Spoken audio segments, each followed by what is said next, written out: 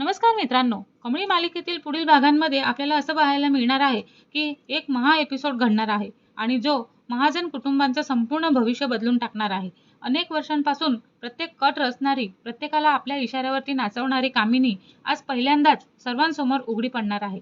कारण मृत समजलेली सरोजा आज थेट महाजन बंगल्यामध्ये येऊन कामिनीचा असा काळा इतिहास उघड करणार आहे की अन्नपूर्णा, राजन आणि संपूर्ण कुटुंबांचा पायाखालची जमीनच सरकणार आहे. इतकंच नाही तर सरोजा असा आरोप करणार आहे की कामिनीने फक्त तिचाच जीव घेण्याचा प्रयत्न केलेला नव्हता, तर प्रॉपर्टीवरती कब्जा करण्यासाठी सदानंद यांनाही संपवण्याचा कट रचला होता.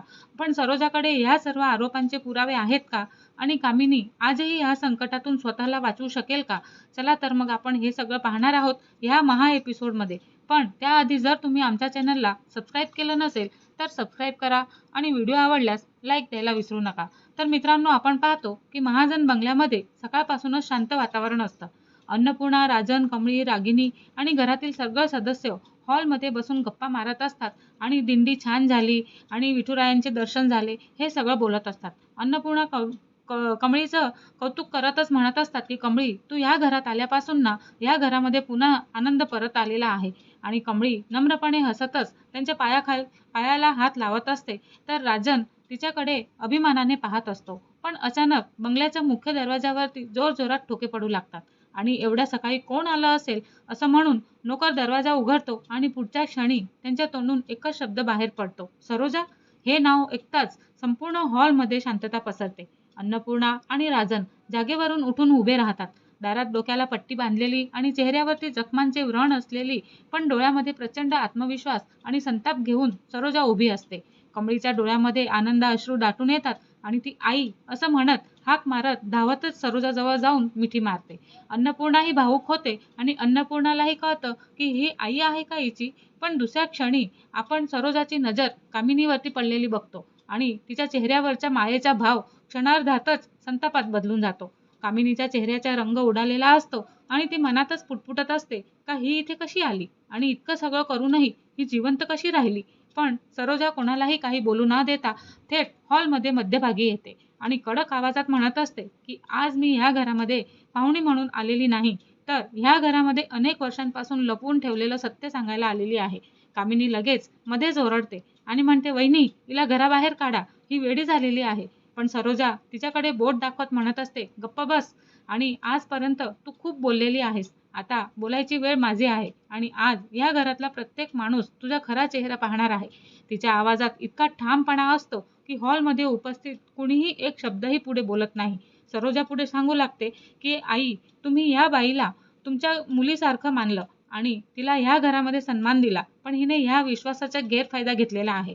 आणि सुरुवातीला हिने घराचं भांडण लावले आणि नंतर प्रॉपर्टीवर हक्क मिळवण्यासाठी बनावट कागदपत्र तयार केली आणि घरातील नोकरांना पैसे देऊन आमिष दाखवून खोटं बोलायला भाग पाडलं.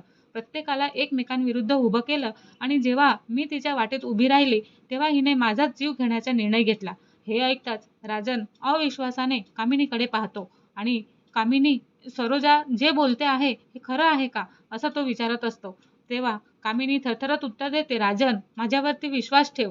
हे माझ्यावरती खोटे आरोप करते. सरोजा हसते आणि म्हणते, खोटे आरोप? मग मला दरीत ढकलणारे कोण होतं? आणि माझ्या झालेल्या हल्ल्यानंतर पोलीस स्टेशनमध्ये मी दिलेली तक्रार कोणाविरुद्ध होती? आणि माझ्या मेडिकल रिपोर्टमध्ये हल्ल्याचा उल्लेख का आहे? ही आणि ती आपल्या हातातील फाईल उघडते आणि काही कागदपत्र अन्नपूर्णासमोर ठेवते. हॉलमध्ये तणाव वाढतच जातो. प्रत्येक जण एका मागोमाग एक कागद पाहू लागतं. कामिनीच्या कपाळावरती घाम फुटतो, पण सरोजा अजून थांबतच नाही. ती पुन्हा अन्नपूर्णाकडे वळते आणि म्हणते, आई, तुम्हाला वाटतं का मी माझा हल्ला करणं आणि हाच तिचा पहिला गुन्हा होता?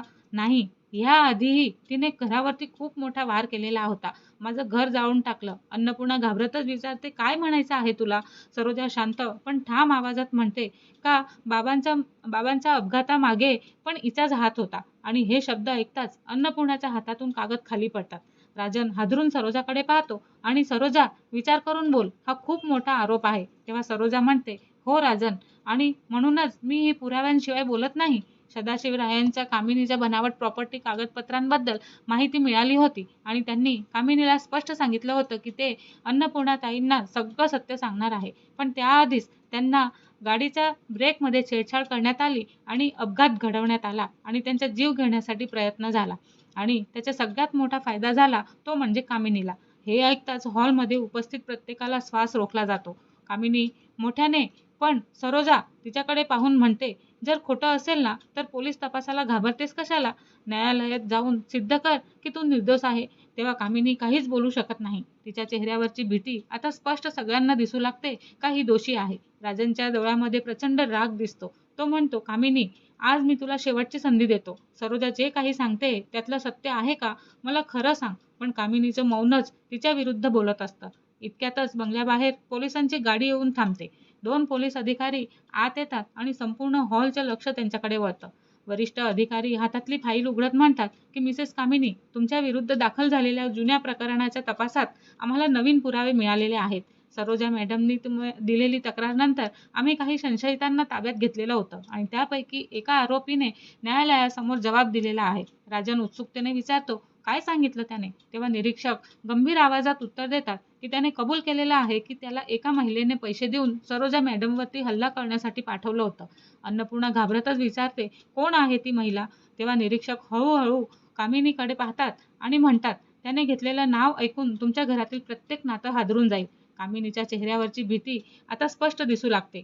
ती मागे सरकते आणि रागिनी पण तिचा हात पकडून तिला विचारत असते, आई, हे सगळं खरं नाही ना? तू सांग ना. पण कामिनीच्या तोंडातून एकही शब्द बाहेर पडत नाही. सरोजा शांतपणे म्हणते, कामिनी, पाप कितीही लपवलंस ना तरीही एक दिवस तू जगासमोर येतेच आणि आज तुझ्या खोट्या साम्राज्याचा पाया हादरलेला आहे. आणि राजन कामिनीकडे रोखून पाहत उभा असतो. अन्नपूर्णाच्या डोळ्यातून अश्रू वाहत असतात आणि कमळीला अखेर आपल्या आईसाठी न्याय मिळवायची आशाही दिसू लागते. पण त्याच क्षणी निरीक्षक आणखीन एक धक्कादायक गोष्ट सांगण्यासाठी फाईलमध्ये शेवटचं पान उघडतात आणि म्हणतात, आमच्याकडे अजून एक पुरावा आहे आणि तो पुरावा फक्त सरोजावर झालेल्या हल्ल्याबाबत नाही तर सदानंदवरती झालेल्या हल्ल्याबाबत पण आहे. हे ऐकताच कामिनीच्या पायाखालची जमीन सरकते आणि संपूर्ण महाजन कुटुंब अवाक होऊन निरीक्षकांकडे पाहतच राहतं.